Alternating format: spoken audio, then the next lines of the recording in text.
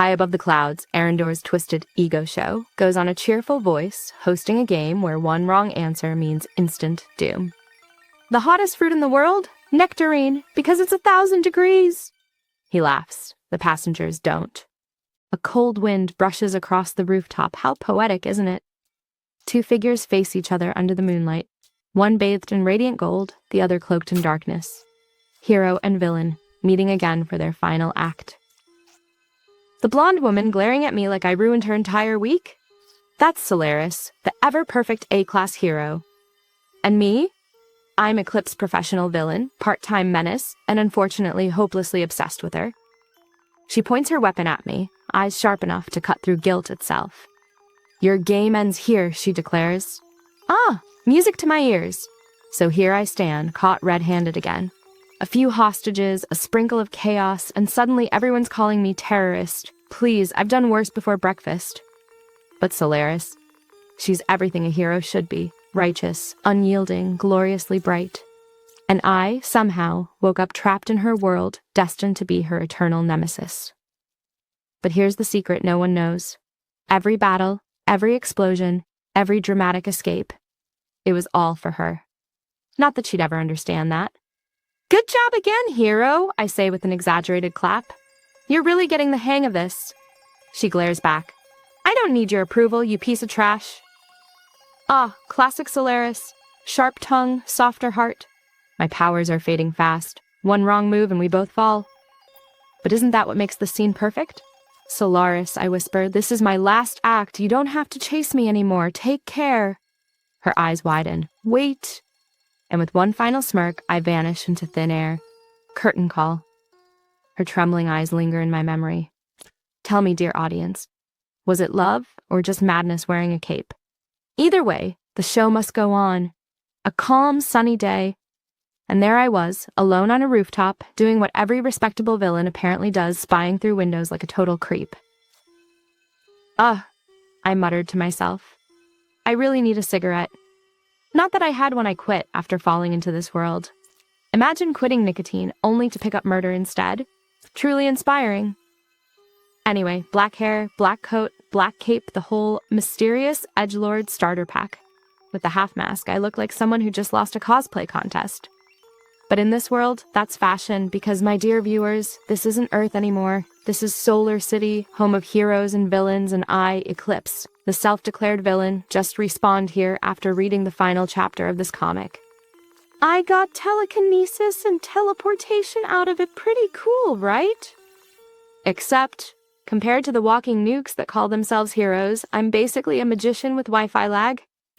Still, I've read the story. I know the future, so I'll play dirty.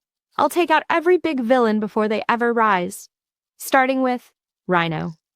Cut to a quiet house. Our horn-headed psycho is munching bread, completely unaware that death is standing behind him in a fabulous cape. Goodbye, Rhino, I whisper and boom. Red confetti everywhere. You... Gross? Absolutely. Necessary? Also, yes. Rhino was destined to become an S-class slaughter machine. Now he's just meat decor. And of course, I left him a little love letter written in blood, naturally. Something subtle like, to Solaris death to those worse than me. Charming, right? Cut to Solaris, A-class hero, our golden girl staring at the crime scene. Her jaw tightens. Whoever did this is going to pay. Oh, if only she knew. Meanwhile, I'm at home on the couch, watching the news about myself. Apparently, the media now calls me A-class villain Eclipse. The internet? They love me. Finally, someone kills the bad guys. He's an anti-hero. Marry me, Eclipse. Ugh, please, I didn't sign up for a fan club. But there's a problem if they adore me, Solaris gets blamed. And I can't let my favorite heroine fall. So I'll fix it. I'll become the villain everyone hates, the one she can fight, defeat, and grow stronger because of. If this world needs a monster, then I'll play the part beautifully. And tonight my grand debut begins. On every screen in the city, a masked man appears. Hello, residents of Solar City. And just like that, the curtain rises. A bright, sunny day, birds chirping, flowers pretending this is peaceful. But down by the Luma River, the water looks like it swallowed an evil grin. Two cruise ships bob along, full of vacationers blissfully unaware that their selfie session is about to become a nightmare. Then, on every screen across the city, a masked man appears and speaks like he owns the broadcasting station. "Hello, Luma City. Call me Eclipse." He boasts, brags that he took out a few big names already, and then drops the cheerful truth. Both ships have bombs. If no one does anything, they'll go up like fireworks nobody asked for. He gives the city a countdown.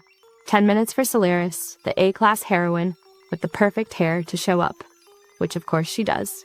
Hero landing, cape flutter, everything theater perfect. She folds her arms like she's in a portrait and asks him to remove the bombs. He teases, he winks. He's filming the whole thing because vanity is an essential villain accessory. Eclipse explains the game. In each ship's captain's cabin, there's a detonator. Press 1, and that ship survives while the other explodes. 30 minutes. Panic, selfishness, chaos. He's not here just to terrorize. He's orchestrating human instinct like a twisted conductor. Solaris stares, furious and confused. She expected moral clarity. Instead, people scream, beg, and, surprise, some agitators start shouting, "Press the button, what?" exactly as Eclipse planned. The onboard panic flips the script. Rather than remaining calm and moral, the crowd tilts towards self-preservation. Back at the Hero Guild's control room, wigs are nearly snatched off. Helicopters, standing by, and B-class heroes deployed. But the cabins are a mess. People are shouting, bargaining, and utterly predictable. The president of the guild wonders aloud what's happening, and the city learns the cost of spectacle. Attention becomes the villain's weapon. Meanwhile, on his rooftop throne, Eclipse watches the chaos bloom and grins. His debut wasn't just noise, it's a lesson. He doesn't want to be loved. He wants to be the monster Solaris must defeat, the very thing that will force her to grow. So tell me, audience, do you cheer the villain who exposes human selfishness, or do you side with the hero trying to hold humanity together? Either way, the show has only begun. Chaos in a cabin is the most revealing thing about people, isn't it? Screaming, shoving, fingers trembling over a button that promises survival for some and death for others. 2 ships, 2 bombs, 2 detonators, 2 mobs of humans suddenly auditioning for survival instinct. I, Eclipse, set the stage exactly like a twisted social experiment. My agitators shout, spread panic, and then watch as rational thought melts into pure, sour panic. "Press it! Press it now!" they cry. Perfect. The plan was to turn reason into hysteria, to make selfishness spread like a virus. And yet, humans are complicated. At first, the panic takes hold. People claw and shout. Then, as minutes tick by, a creeping realization spreads. The other ship hasn't pressed anything either. Logic begins to tug at the crowd. The theater of fear starts to lose its actors. From my rooftop, I watch the display I rigged. Pre-recorded scenes, cut mobile signals, agitators doing their work. It's messy, but it's alive. I glance at Solaris across the way, golden hair, red suit, a portrait of composure, even while the world frays. She looks as pretty as ever. Dangerous, too. She expected collapse. She expected selfishness. Instead, she sees hesitation and then a speech. Under my camera's glare, Solaris steps up and speaks directly to the people. Remind them that the person beside them is someone's family, someone's hope. She calls for trust. It's simple, corny, and it lands like a warm hand on a cold shoulder. Miracle? No, direction. I planted some players in the crowd, but her words nudged fear back into sense. Tears, thrown detonators, hugs on deck. The cameras eat it up. Hero saves the day, humanity claps. I pretend to be stunned. I play my part, aghast, betrayed, theatrical. Inside, I'm calculating. If everyone praises Solaris, she grows. If she grows, perhaps she won't have to suffer the harsh arcs I read in the comic. If she grows, then maybe my role as villain becomes the sharp lesson the story needs. The rooftop wind bites, and there I am, Eclipse, laughing like a man who just lost his last brain cell. This can't be happening. Humanity isn't this noble, I scream into the night, pretending to lose my mind. Of course, the truth. The captains threw the detonators into the sea because I told them to. But shh, that's a secret between me and my co-conspirators. Across from me stands Solaris, her golden hair glowing under the city lights, expression calm, too calm. To the watching nation, it looks like her speech inspired unity. To me, it's the perfect ending to an act I directed. So I play my part. Humanity won because of you, I yell, laughing maniacally like an overdramatic stage villain. Inside, I'm dying of secondhand embarrassment. Solaris keeps her distance. She knows I'm still holding the detonators. And honestly, I don't blame her. A single twitch from me, and this whole building could light up like New Year's Eve. I bow slightly, forcing a smile. You really surprised me this time, but next time I won't go easy on you. Then, with a grin to the camera poof, I vanish into thin air. Teleportation never felt so exhausting. Fast forward to the next day. News headlines everywhere scream about me, the telekinetic terror, masked villain Eclipse, the madman who hijacked national TV. Honestly, I should start charging royalties for using my name. The Hero Association holds a big meeting. Men in suits, folders everywhere, dramatic lighting like a cheap detective movie. They analyze my powers, telekinesis, teleportation, maybe hacking. They're not sure, but one thing's certain. I've just become their most fascinating problem. And of course, everyone notices my obsession with Solaris. They whisper, "Why her?" Even Solaris can only shrug. "I don't know," she says, pretending she's not the sun my story revolves around. Meanwhile, the great and fearsome villain. Yeah, I'm lying in my tiny apartment, groaning on the bed. Teleporting drains everything out of me. Villainy may look glamorous, but honestly, it's just a lot of planning, acting, and pretending you're not completely exhausted afterward. The curtain rises on a very pathetic scene. Our magnificent villain Eclipse lies face down on his bed. I think I'm dying," he groans. Turns out, even world-class masterminds can pull a muscle from teleporting too much. Tragic. After a glorious 12-hour coma, he wakes up, sore, rumpled, and greeted by the sight of his own masked face plastered across every TV channel. And newswide, who is the villain Eclipse? Two experts debate his existence like he's some cryptid, part hacker, part psychic, part chaos gremlin. And Eclipse? He just stares and mutters, "Wow, Mom, I'm on TV. Oh wait, you don't exist here." Celebrity status achieved, prison sentence pending. He shuffles to his laptop in a wrinkled black robe, opens the news. And, oh dear, he's trending everywhere. Apparently, hijacking national broadcasts gets you attention. Who knew?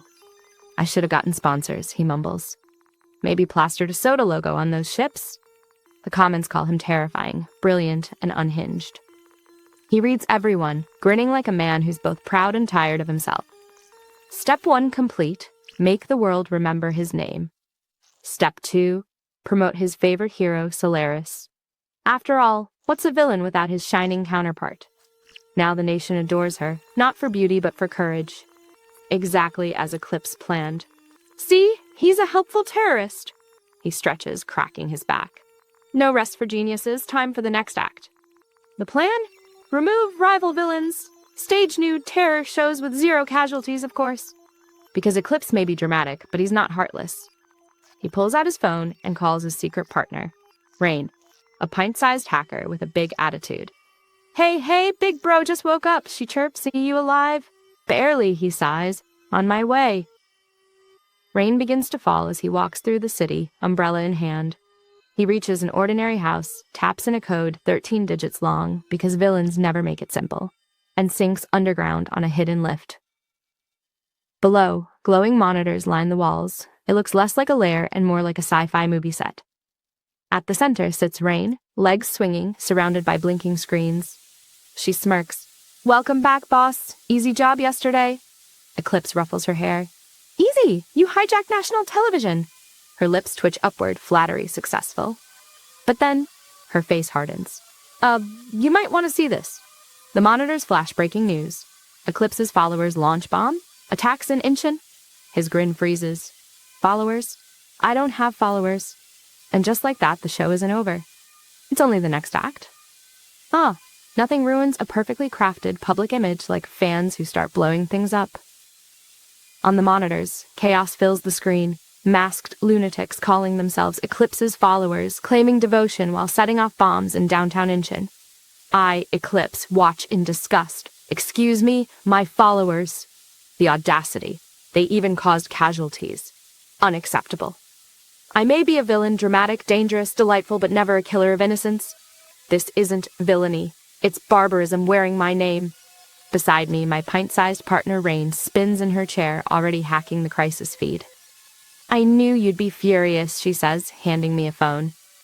Prepped a live channel for you. Time to take the stage again. I sigh. 2 nights in a row, even celebrities get rest days. Cut to the Hero Association, pure panic. 300 hostages, an agent reports. It's Eclipse behind this. They don't know that I'm actually on my way there not to join, but to end it. Even Solaris, my golden-haired rival, watches from a rooftop, muttering, "That lunatic's streaming again, isn't he?" Yes, I am. Cue the live broadcast trending #1, comments exploding. Oh no, not again. Wait, this is live? Eclipse, you mad genius! And buried between the chaos, one message stands out. Someone stop him. Or watch history. Camera floating beside me via telekinesis, I stride into the building. Inside, dozens of copycats dressed like me, masks and all, cheering. Eclipse, our hero's here, they shout. Oh, how mortifying. Is this what fame feels like? I scan the room, hostages trembling, guns shaking. Rain's voice buzzes through my earpiece. 3 o'clock, the guy with the detonator. Perfect! Showtime! I drop my head, start laughing quiet at first, then louder until the air itself vibrates. Ha ha, ha ha ha ha. You think you're my followers? The crowd freezes. Then, with one smooth motion, I raise my hand. 2 quick gunshots echo through the lobby. The leader and his detonator-wielding friend collapse instantly. Silence. Even the hostages forget to breathe. I holster my weapon, straighten my coat, and smile. Lesson 1, I say softly. If you use my name to hurt the innocent, you're not my followers. You're my next target.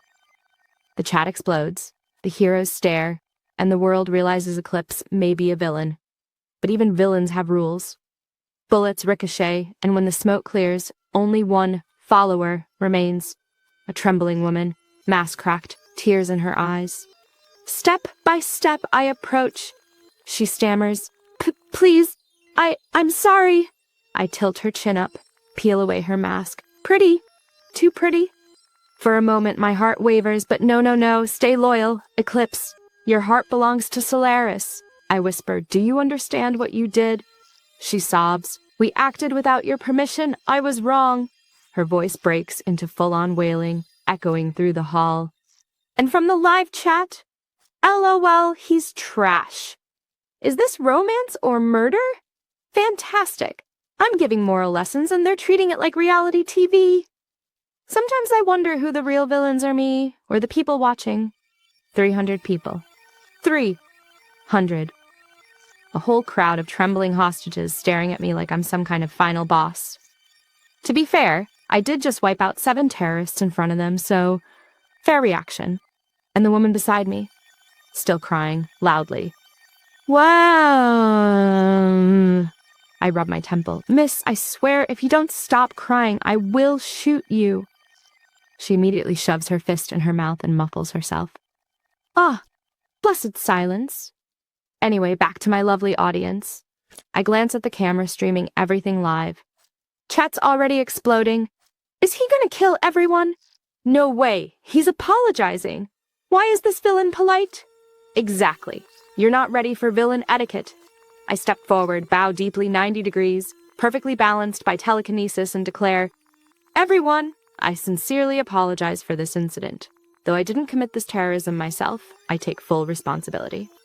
Gasps, shock, chat meltdown. Excuse me, what villain apologizes? Is this a PR stunt? Oh, but I'm not done. Each of you, I continue, will receive 1,000 credits in compensation. Please check your accounts. And the chat erupts. Hold on, he's paying the hostages? Mom, I want to be a hostage too. Is this charity or chaos? I can't help but smirk. I'll also send 10,000 credits to the families of the deceased. Don't worry, I already have your banking info. Behind my earpiece, my hacker partner Rain sighs. You really didn't have to mention the banking part, boss. Oops, too late. The crowd's silent, too stunned to move. I turn to the sobbing woman still clinging to life behind me. Come along, my dear, I say, scooping her up effortlessly. She squeaks, flailing like a startled kitten. Everyone else, I say to the hostages, have a wonderful evening. Try not to join any cults next time. Then I snap my fingers, cloak swirling, and we vanish. Camera feed cuts. Chat floods one last time. Broadcast ended. 6/10 ending, but 10/10 villain. He's literally a hero with drama issues. Cut to a cozy cafe the next day. A girl with blonde hair scrolls through the headlines on her phone. A villain who apologizes and pays damages. The rise of Eclipse. She sighs, whispering, "Eclipse, what are you really planning?" She doesn't even realize it yet, but this villain has already become the nation's newest obsession. Meet Haru Shin, third-year student, Yonhwa University. Pretty, polite, and perfectly ordinary, except she's secretly the nation's top hero, codenamed Starlight. By day, she's sipping mango smoothies and pretending to study. By night, she's punching meteors out of the sky. But between you and me, her attendance record is tragic. She's skipped orientation, festivals, every single party. Basically, if there's free food, Haru's missing it. That's the price of being a secret hero. Still, her life isn't too bad. Seoul only gets hit by terrorism once every 2 weeks. Totally peaceful. Now, as she stirs her drink, she can't stop thinking about one name, Eclipse. At first, she thought he was just another egotistical freak, a brat with powers who wanted attention. A look at me, I'm so dark type of villain, her least favorite kind. But then, she saw what he did. He took down his own followers, he apologized to hostages. He literally sent them money. Money? What kind of villain apologizes and refunds terrorism? Now Haru's confused. Is he evil or just morally complicated with a flair for drama? She remembers how unpredictable he was, the kind of man who hijacks live TV just to make a point. The kind who disappears with a sarcastic smile. And worst of all, he keeps saying her name. Her cheeks flush as she mutters, "What's your deal, Eclipse? You know too much. You know villains' hideouts, bank accounts. Are you even human?" One thing's certain, he's now living rent-free in her head. And Haru vows quietly, "What? I'll find out who you are. No matter what." Cut to a basement somewhere in Seoul. A hidden lair glowing with blue LED lights and chaos. Eclipse sneezes. Tisk! Someone must be gossiping about me. A tiny silver-haired hacker looks up from her computer. Or maybe because you haven't showered, boss. Excuse me? I'm a clean villain. Their argument echoes through the lair, which now houses 3 people. Eclipse, the bratty genius hacker, Rain, and the trembling ex-follower, Subin, the girl he accidentally kidnapped last episode. Eclipse sighs dramatically. Why is my evil lair turning into a daycare? Rain rolls her eyes. Because you keep adopting strays, boss. The villain rubs his temples, muttering, Fine. Ego-based daycare it is. Our self-proclaimed villain, Eric's, is rolling on the cold steel floor, crying out like a wounded puppy. Ah, my body, my soul, my everything hurts, he groans dramatically. Across the room, the young genius hacker, Nira, doesn't even flinch. Stop being a drama queen, she says flatly, clicking away on her keyboard. You just teleported twice. You'll live. See? No sympathy in this house. You'd think an underground base filled with glowing monitors and high-tech gadgets would inspire awe, but Eric's is too busy whining to notice. Poor thing. Even villains need recovery time, you know. Oh, and who's that sitting awkwardly in the corner? A woman with long black hair and eyes that look like she's already given up on life? Soren. She was one of Eric's so-called followers. Emphasis on so-called because apparently she joined the villain fan club by accident. Nira swivels her chair, looks Soren dead in the eye, and drops a bombshell. Your parents worked for the Han-eun group, didn't they? Boom! The atmosphere changes instantly, Ace. Soren freezes, her hands tremble, and then Nira's tone softens. Not much, just a little. I'm going to destroy that company. They ruined my life. Help me do it. And just like that, tears, hugging, emotional bonding. These two just formed a sisterhood of revenge in under a minute. Honestly, I'm impressed. Meanwhile, Eric's, still lying on the floor like a forgotten blanket, just blinks in confusion. What's happening? Did I miss the script change? Ah, the chaos of teamwork. Now, 3 souls share one lair. A dramatic villain who just wants attention. A middle school genius with trust issues. and a traumatized hacker seeking vengeance. What could possibly go wrong? Beat. Everything, obviously. Our favorite over-the-top villain, Egostic, is back, this time staking out a luxurious white mansion. His target? An A-class villain known as Teleporter. The name says it all. The guy pops in and out of places like a glitching NPC, robbing banks for fun. Egostic sighs behind cover. Great, another fraud with mobility perks. Still, he knows he has to take this guy down before things spiral, like in the comic's future chapters. He taps his earpiece. Soyun, should we go in now? Her voice crackles through, equal parts genius and sass. Ha! Just follow the plan. Throw the tracker. Shoot him. Boom. Done. Egostic protests, mumbling something about spy movies and bumping shoulders. Soyun immediately cuts him off. Nope. My gadgets are faster than bullets. You just don't get science. Ouch. Ego damage too. Finally, he teleports straight into the mansion's living room and immediately locks eyes with his target. Both scream. Both panic. Both move at the same time. Egostic fires, the tracking device flies, and bam! Teleporter vanishes. Soyun yells in his ear, tracker's on him, go, go, go! Cue the teleport chase sequence through downtown Seoul. Egostic blinks into a crowded street, cape fluttering, citizens gasping. Wait, is that Egostic? Why is he out here? He ignores the attention, scanning the crowd until he spots the bleeding teleporter stumbling away. Victory feels close. Too close. But before he can finish the job, his rival disappears again. Egostic smirks. So you want to play tag? Fine, let's dance. Meanwhile, the Hero Association's phone lines light up. Yes, hello, Egostic just appeared downtown again. And just like that, chaos spreads faster than a trending hashtag. Oh ho! Seoul streets are in absolute chaos again, and guess who's trending at #1? That's right, #Egostic. Videos are everywhere. Is he filming a movie? Run away! Dark Hero Mango Stick, take me. The internet's having a collective meltdown while Egostic is, well, chasing a bleeding teleporting maniac across downtown. Our dear fugitive, teleporter Kim Hak-chul, is barely holding it together. Blood pouring, powers flickering, yet he still thinks, why me? I only robbed a few banks and killed a few people. Oh yes, poor misunderstood criminal. But behind him, Egostic's voice echoes like a stage actor mid-performance. A-class villain teleporter, trash goes in the trash can. He's practically narrating his own boss fight while the crowd films it all like a live concert. Finally, the chase ends. Teleporter collapses, begging for mercy. Egostic smirks under his mask, then dramatically turns to the crowd. Everyone, this garbage stole billions and killed 4 innocent people. Should we spare him? The crowd screams back, kill him! And in the most ironic twist ever, the villain gets a standing ovation for murdering another villain. Bang, one shot. The applause erupts, cameras roll, and Egostic bows like a star after a theater show. Then reality hits him. Wait, why are they clapping? I'm literally a villain.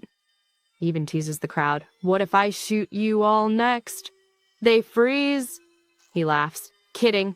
I only kill bad guys with advance notice. Ah, yes, the gentleman villain himself.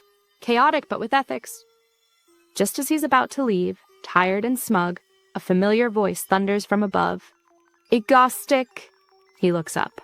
Golden hair, hero aura stardust. Egostic sighs. Wait, why are you here again?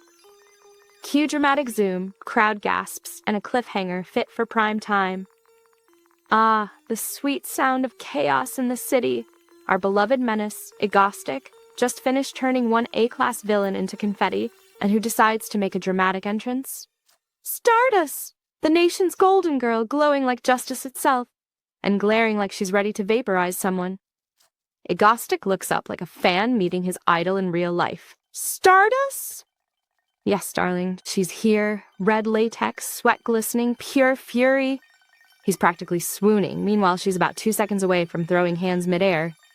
But Egostic, being the theatrical trash king that he is, starts arguing philosophy in the middle of a crime scene. Oh, I just did what heroes should have done! I'm cleaning up the trash!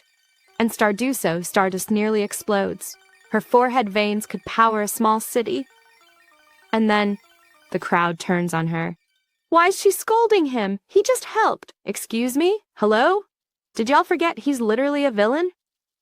Suddenly, everyone's defending Agostic like he's some misunderstood sweetheart. Humanity.exe has stopped working. Realizing things are spiraling, Agostic tries damage control. Oh, I'll keep doing bad things. Don't worry, I'm still evil. Haha. And then Poofman teleports away mid-PR disaster. Cut to home base. Poor guy collapses like a drained phone battery. Seowon and Subin rush in, dragging him to his recovery pod, whining the whole way. And the moment he's finally out cold, the internet's already voting. Do you prefer the sexy villain Mango Stick or that stuck-up Stardust? Guess who's winning? Spoiler, not the heroine. Congratulations, Agostic. Oh, you've officially become the people's favorite friendly villain. Somewhere out there, Stardust is screaming into her pillow. Oh dear, citizens of chaos, our favorite villain, Agostic, is facing a crisis. He's become too loved. Yes, you heard me right. The man who blew up ships and shot criminals is now trending as Korea's favorite hero. The internet's on fire with comments like, Agostic's better than Stardust. Recruit Mango Stick as a hero. Ah, yes, truly, the moral collapse of society served with a side of memes. Meanwhile, poor Stardust is getting roasted alive in comment sections. One fan even said, she's only got her face going for her. Oof. Justice may be blind, but the internet? It's just cruel. Cut to Agostic, staring at his own fan cafe with horror. Thousands of members worshipping him like he's some K-pop star. He's like, this isn't what I wanted. He wanted to raise Stardust's popularity. Instead, he accidentally tanked her reputation and became the country's new icon. Truly, the path to villainy is paved with good PR. Anyway, our overdramatic king decides enough is enough. If people won't hate him naturally, he'll give them a reason. He slams the desk, grabs his mic, and declares, time to remind everyone what a real villain looks like. Seowon just sighs in the background, already regretting life choices. And Subin, she's peeling apples like nothing's wrong, because living with Agostic means chaos is the default. Then breaking news! He's live on every screen again, standing on a windy bridge like a drama protagonist. Long time no see, my fellow citizens. Your likable villain, Agostic, has returned. Oh, he's smiling now. But something tells me this time, the show won't end with applause. Poor Stardust, the nation's golden hero, can't even scroll her phone without being roasted alive. Everywhere she looks, forums, comments, social media, it's all the same. What has Stardust even done?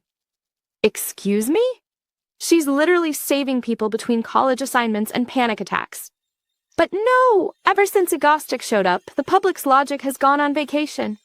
He blows up one ship, defeats a terrorist, kills another villain, and somehow, everyone treats him like a celebrity. Now there's fan cafes, merch, hashtags. Meanwhile, Stardust, getting blamed for doing her job right. Even the Hero Association's smiling about it. Thanks to Agostic, things are calmer lately. Girl, I'd quit too if my coworkers thanked a terrorist for lowering crime rates. She sits there, drinking a mango frappe, wondering what cosmic joke she's living in until the phone rings. Stardust, turn on the TV. Agostic's back and he called you out again. And just like that, she's up. No more sighing, no more pity party. Time to work. Cut to Agostic standing on a cliff, broadcasting himself live to the entire country, like a drama villain with Wi-Fi. Hello, my fellow citizens. It's your likable villain, Agostic. He laughs, bows, monologues. You know, the usual while reading the chat in real time. And the comments? Utter chaos. Mango stick, mango stick, mango stick, what? Is this a fan event? Even he's regretting opening the live chat mid-terrorism. Then his voice drops. The air turns heavy. I think you've all forgotten something. I'm not a hero, I'm a villain. And to prove it, he unveils his latest project. On the train tracks below 5 people tied on one side, 1 person on the other, and a single lever that decides who lives. The legendary trolley dilemma live on TV. So, Stardust, he says calmly, come here. Let's see your moral judgment. Millions watch, the chat's going wild, and Stardust rushing through the sky again, probably wondering how her life turned into a live philosophy class. Terrorism. Sounds easy, right? Throw a bomb, cause chaos, cue the screaming. Except our villain. Egostic treats it like an engineering thesis. He's out here carefully planning his evil, from avoiding CCTVs to finding volunteers to tie on train tracks. Real citizens? Too messy. So he kidnaps actual criminals. See? Ethical terrorism, totally fine. Even his crew is wild. Subin, quiet genius, knocks out a train driver and pilots the train herself. How? Oh, she just learned from a simulator. This girl can drive planes, trains, and probably your career into the ground. Meanwhile, Agostic's panicking, but proud. All this effort, just to make the public fear me again and make Stardust look good. He's literally risking his life to fix her PR. Then she arrives. Stardust, blonde hair flowing, landing like divine judgment. And Agostic? Starstruck. He's supposed to be evil, but he's just standing there simping. Oh, the star of the day. Miss Stardust, you're finally here. She's fuming. You punk!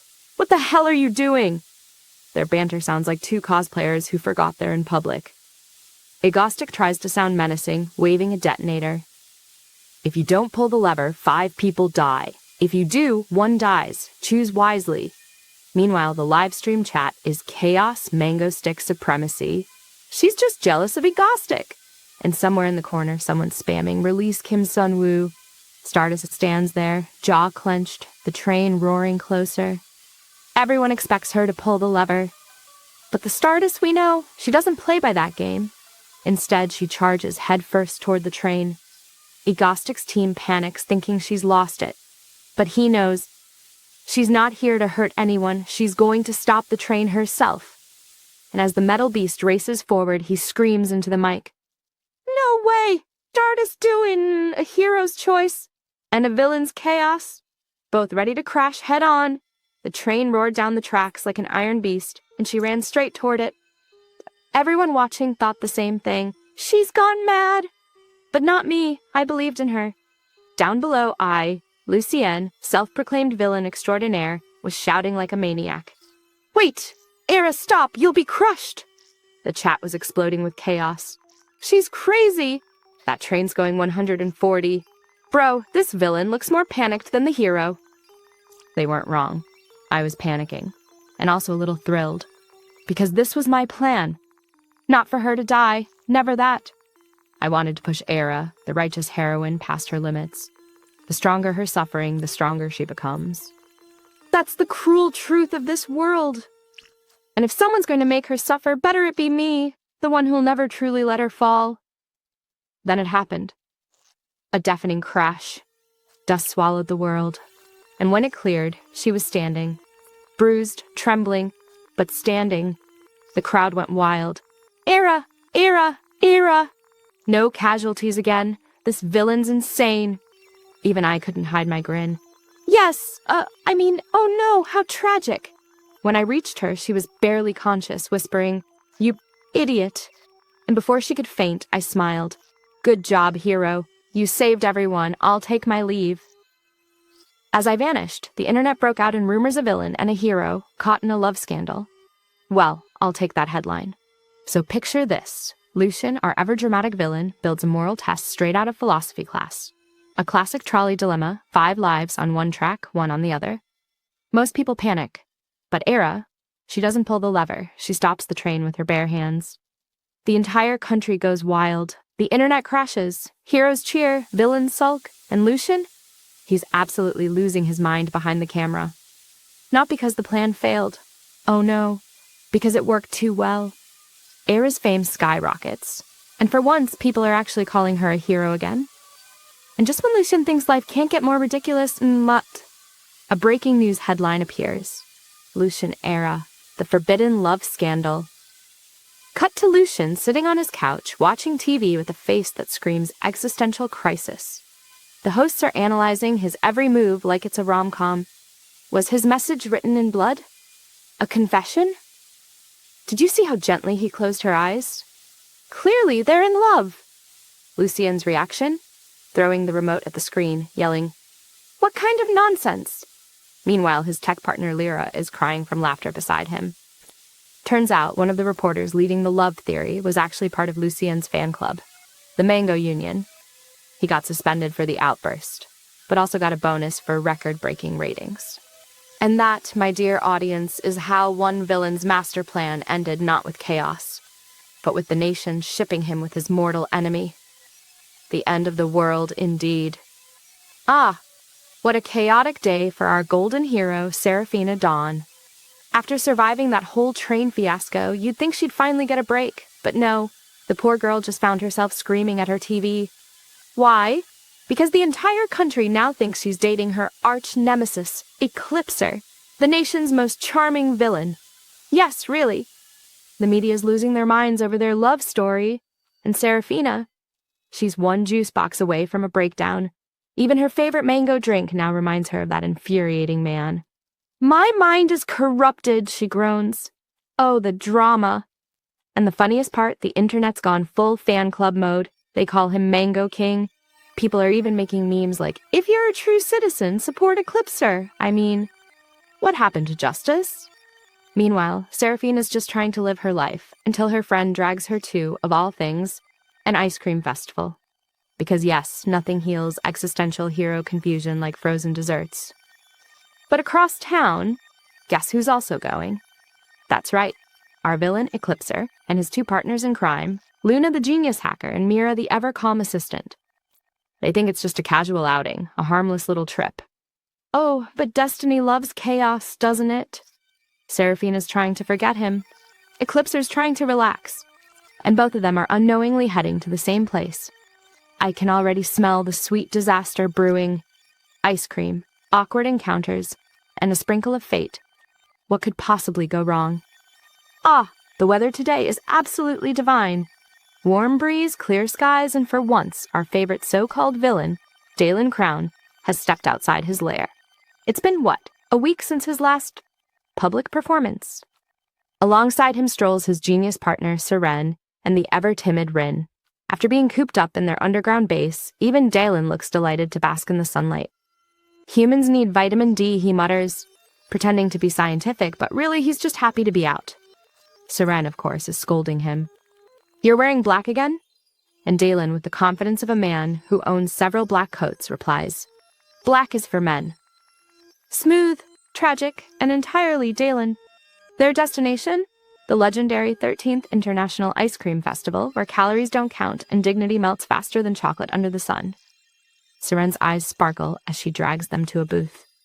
Rice ice cream, she cries. Dalen takes a skeptical bite in surprise. It doesn't taste like instant rice at all.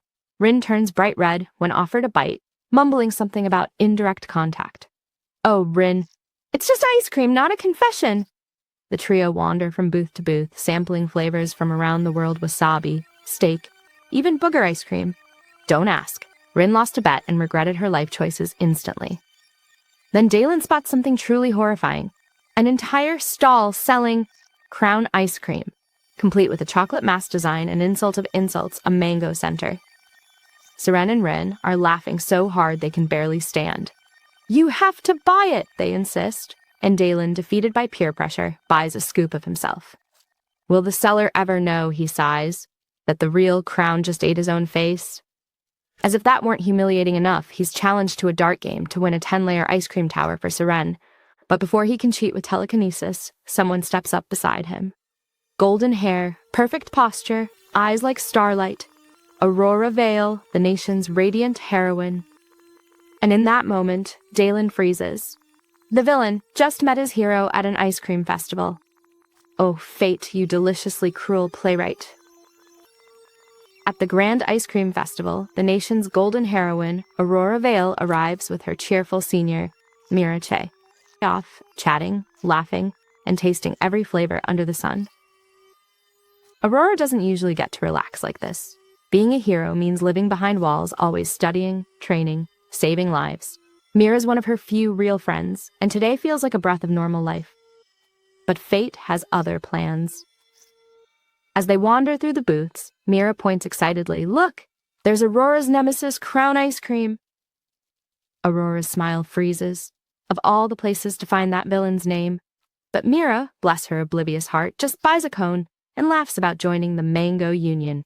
Aurora sighs, snapping a photo of her friend. Even here, she can't escape that man.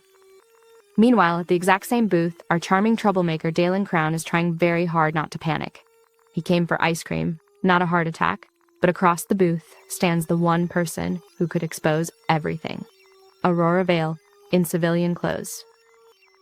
Dalen freezes, sweat trickling down his back. His partners, Seren and Rin, sense danger too. If Aurora realizes who he is, they're done for. They try to play it cool. "Haha, just throwing darts," Dalen says, voice trembling. Aurora, oblivious, watches her friend Mira dominate the dart game like a pro. The prize, a ridiculous 10-layer ice cream tower, a wobbling monument to poor physics. Before he can escape, the ground shakes. A deafening roar echoes across the festival. People scream and scatter as a massive green monster bursts from the crowd, Crocodon, an A-class villain built like a fortress with a tail sharp enough to split steel. "Come out, Aurora Vale!" the beast bellows, shaking the air itself. Dalen grabs his two allies and pulls them into cover. He's ready to teleport them to safety, but something stops him. He knows how this story plays out. If Aurora fights unprepared, she'll expose her identity and ruin her future. He grits his teeth. "No, I won't let her suffer that fate again." And with that, Dalen vanishes into the shadows, only to reappear moments later as the masked villain, Ego, the man who challenges heroes and rewrites destiny. Somewhere in the distance, the news lights up. Breaking report, the mysterious villain, Ego, has gone live. And so begins another battle, one that will shake both fate and the festival itself. The festival that began with laughter now sounds like chaos. Buildings cracked, streets shattered, and at the center of it all stood a towering monster, scales glinting under the sunlight. Dalen Crown, our charmingly chaotic villain, peers from the rooftop and sighs. "Oh no, it's him." The beast roars, "Aurora Vale, come out and face me." Ah, yes, the infamous Crocodon, a man-turned-monster with the personality of a temper tantrum and the strength of a tank. He shouldn't even exist in this timeline. Dalen knows it, this villain's appearance wasn't supposed to happen yet. And to make it worse, Crocodon's shouting nonsense about Aurora and Dalen's relationship. Dalen rolls his eyes. "Excuse me? We're not even official!" As Crocodon smashes through the city, Dalen's brain works faster than ever. Aurora's nearby, but she can't reveal her identity without her hero gear. If she jumps in now, the world will know her face. He's seen how badly that ends in the original story. Not again, not on his watch. So what does our villain do? He steps up to protect the very hero meant to stop him. A real paradox, but that's Dalen for you. Moments later, loud rock music echoes from the rooftops. The camera turns, and there he is, cape fluttering, mic in hand, live on stream. "Good evening, citizens. Your favorite not-so-evil villain Ego has arrived." The chat goes wild. "Is that Mango Stick? He's dancing again? Why is this so fun to watch?" Dalen grins through the chaos. "Listen up, Crocodon. You're surrounded. Surrender peacefully." The monster glares up. "Who are you supposed to be?" "I'm the one you just insulted on livestream. Thank you very much." The giant charges straight for him, scaling the building like an oversized lizard. Dalen watches unimpressed. Does he not know elevators exist? The creature lands with a thud, roaring, "I'll crush you." Dalen smirks, vanishing in a blink, teleporting around the rooftop like a teasing ghost. The villain rages, spinning in circles. And when Dalen finally reappears behind him, he taps the back of the monster's head and says calmly, "Really? That's your plan?" And that, dear viewers, is how the self-proclaimed villain of the century ends up saving the city. Again. And here we are again, dear viewers, on the world's weirdest rooftop barbecue. Except the meat's still alive and very, very angry. "Come back here and fight me like a man," Crocodon bellows. "Oh, you're 3 meters tall and built like a fortress," Dalen replies. "That's not manly, that's suicide." The livestream chat explodes. He called him a mosquito. Mango Stick. Mosky Stick confirmed, "How is this villain stronger than a tank?" But Dalen's not even sweating.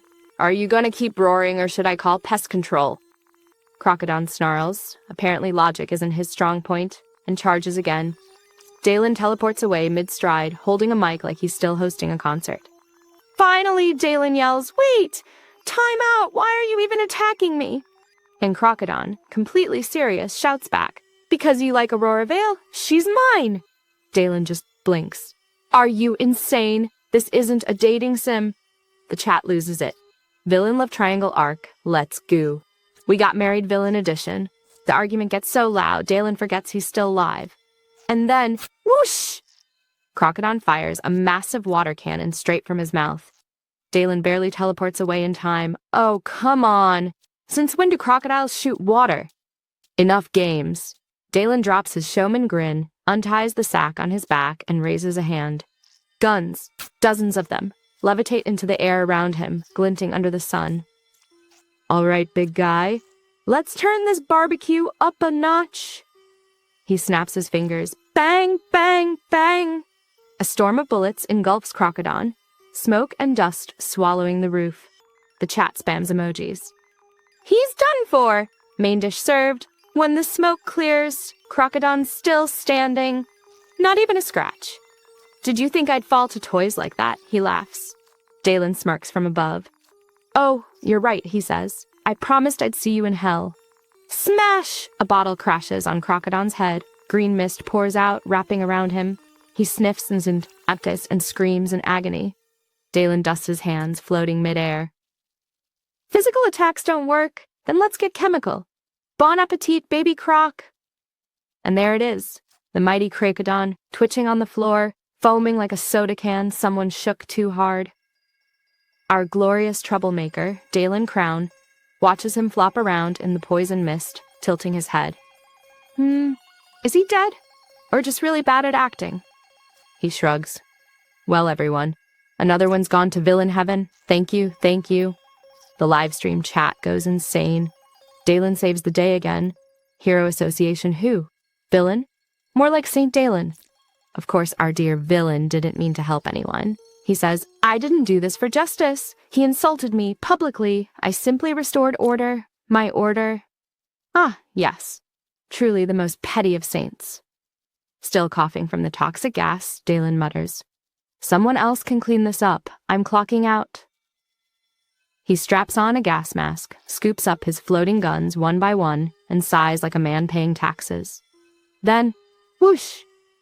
A golden streak cuts across the sky. It's Aurora Vale, arriving breathless and shining. She sees the fallen Crocodon, then turns to Dalen, stunned. Did you take him down?" Dalen grins. "Yup. He insulted me on live TV, so I taught him manners." Aurora just stares, caught between disbelief and resignation. Because really, what do you even say to that? Then Dalen's tone softens. Just a little. He mutes the camera feed and tells her quietly, "Why? Next time, don't reveal your face like this. The world's not kind enough to let you do that." Aurora freezes, speechless, but before she can respond, he unmutes, turns back to the audience, and beams. "And that's all for today. A big event's coming next month, so stay tuned. Bye-bye, Tilda."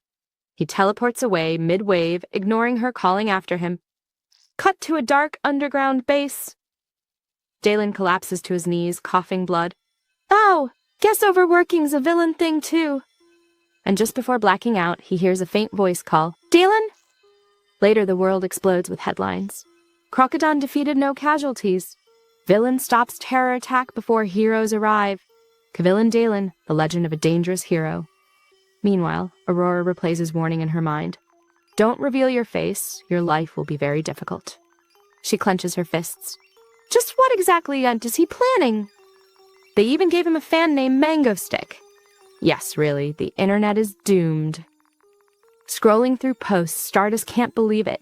People adore the villain who's caused her nothing but headaches. And yet, even the association president says, he's not so bad. He reduces crime. Maybe let him be. She wants to agree, but deep down she can't. Because behind all his theatrics, Egostic is unpredictable, dangerous, and somehow he knows too much about her. Still, a small doubt lingers in her heart. Is he really her enemy, or something far more complicated? Meanwhile, elsewhere, Egostic finally wakes up after collapsing. Seryun is scolding him, fuming that he risked his life again, all because of Stardust. And for the first time, she wonders, just how deep does his obsession really go? After 3 days in a coma, Egostic finally wakes up, and the first thing he sees Seo-on bawling her eyes out and immediately hitting him. Truly the definition of love and violence in one package. Turns out she was terrified he wouldn't wake up. And honestly, Agostic's a little touched all those late-night gaming sessions and evil planning paid off. Emotional bonding unlocked. As soon as he's up, he checks the internet, because of course he does. And surprise, surprise, the world's obsessed with him. Articles everywhere. Agostic, the hero among villains. The irony's delicious. He just wanted revenge for an insult, and somehow the public turned him into a savior. Oh, and that crocodile guy, not dead. Apparently he survived the poison and got thrown into a supervillain prison called East Carcer, a fortress so secure that even oxygen needs an ID card. With the chaos over, Agostic takes a few lazy days off. But Seowin starts acting different, more clingy, more soft. He doesn't hate it, though. During one chill day, he starts teaching Seoyun and Subin about Korea's Hero Society, and his lesson is grim. Heroes risk their lives, but still get blamed when things go wrong. The public doesn't trust them, the system's broken. And Stardust, she's practically carrying the whole country alone. Seoyun jokes that Agostic sounds like a dark hero, which, let's be real, isn't entirely wrong. But when she teases him about having a thing for Stardust, he panics so hard he changes the subject. Smooth. Totally not suspicious. He announces it's time for another terrorist attack to balance his public image, of course. But then Seoyun hits him with the most unexpected thing ever. After that, can we go on a trip? Agostic blinks, caught off guard. Sure? Instantly, she beams. You promised! And runs off to start packing. Somewhere deep down, he realizes he may be a villain, but his life's starting to look suspiciously wholesome. You'd never guess that beneath an ordinary Seoul neighborhood lies the most over-engineered, evil lair in Korea ego-based, home of our ever-dramatic villain, Agostic. Thousands of fans online, top of the most charming criminals chart, and somehow still the guy arguing about what counts as good terrorism. Inside, the third large-scale terrorism conference is in session. Agostic's on the board like he's teaching a college course in chaos. Seoyun suggests they just kill random people. Agostic nearly chokes. No, we're villains with standards! Subin quietly nurses her tea, wondering how this became her life. Their goal? Stage something flashy enough to remind the public that Agostic is not a hero because apparently saving people is bad for a villain's image.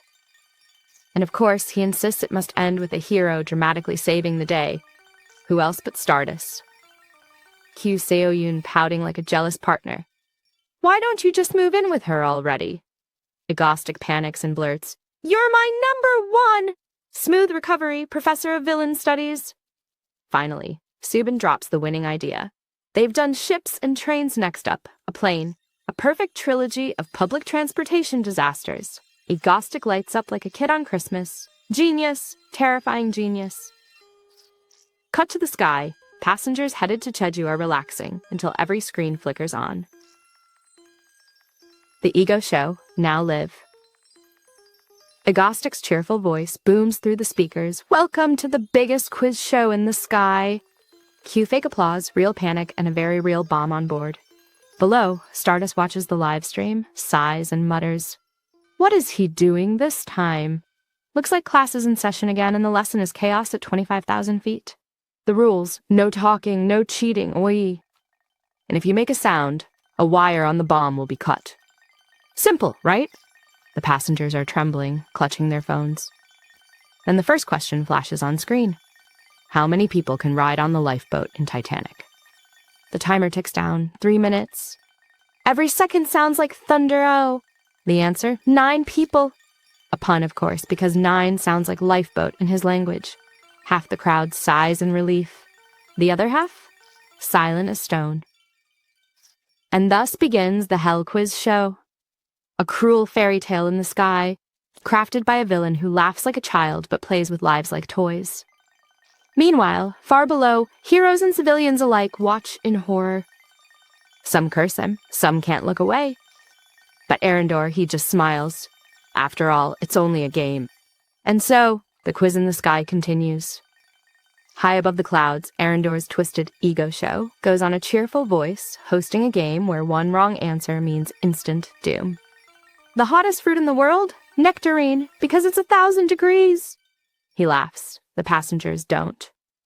Question after question, the humor grows darker. Bye, King. A country with no beef! It's absurd. It's cruel. And yet, he delivers it like a stand-up comedian on a flying stage. One by one, the contestants fail. By the 8th round, only 3 people remain. A little boy clutching his phone, a cool high school girl chewing gum, and a middle-aged man sweating like he's in a sauna. Meanwhile, far below, heroes scramble to find a way to stop this madness.